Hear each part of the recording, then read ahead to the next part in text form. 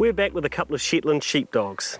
Now these guys can be quite aloof with strangers, and we have actually noticed they've taken a while to walk up to us today. Yeah, I guess that's what makes them such good guard dogs, but they are also very good family pets. They're very in tune to what's happening within the family and any changes. But the rumour of them being nippy is not true at all. No, it's not. But I do know something that is very nippy. New Zealand's Weta. And I got up nice and close and found out in person.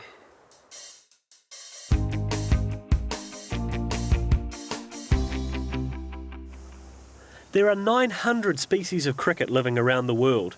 New Zealand has its own special kind of cricket, insects we know by their Māori name, Weta. Today I'm at Zealandia, a predator-proof sanctuary just outside central Wellington, and I'm joined by Raewyn Empson. Hi Raewyn. Welcome. Thank you.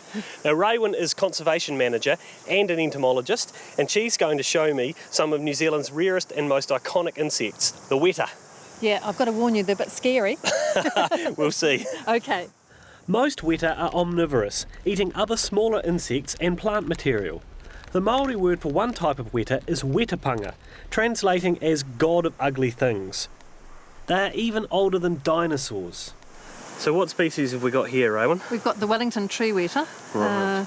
usually nocturnal, so this one's been woken up out of his sleep, so he's very active and looking for a nice little hole. The tree weta have a vegetarian diet of leaves, flowers, fruit and seeds, all food that takes a lot of work to eat. So the males have got a very big head and some pretty sizable pincers, so what a... Ow! Ow! Apart from biting me, what are they used for? They use them like deer use antlers to fight each other so that they can win the females. Buried amongst the bush is one of the most shy and docile of all weta species, the cave weta. Their favourite place is dark, cold and wet. So can we see some in... This is a mine, isn't it? That's right. It's a type of cave. Yep. And you've got some in here? We've got a whole heap of them. The wall will be crawling. Oh, cool. All right, I'm going to have a look at a crawling wall. What's so different about them compared to other weta? Well, they have extremely long antennae out the front, and they have huge back legs. They can jump up to 3 metres, and they have no ears. No ears.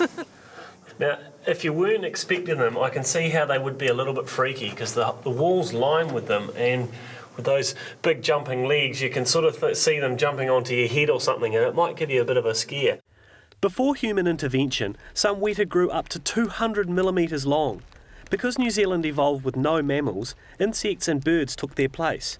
Giant Weta, for example, behaved like a small mouse or a rat in the forest.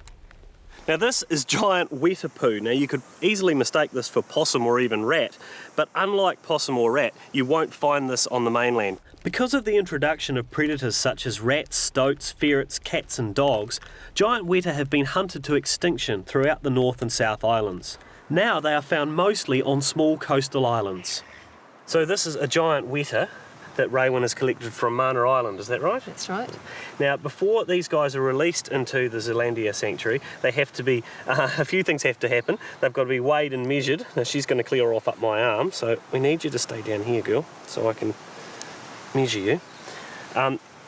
We've got to measure her pronotum, which is the saddle part at the front there. We've got about 12.5 millimetres. That's great. Now I'll give you the little bag again, and you can put her in there to weigh her. Now, it's pretty neat to handle an insect like this. I mean, that's a big insect sitting on 26 grams. Okay. Well, we're going to glue a number on her. We're going to glue a little number on her pronotum. And the idea is to try and get it so both ends are sitting down, because what we don't want is for when she walks through the vegetation for it to rub off. Sure. All right, so should we go and find her a nice spot to live? What you're going to do is just let her walk into the vegetation there so that she's got cover. Sure. She's active and ready to go. She is. Go forth and multiply, little one. Absolutely.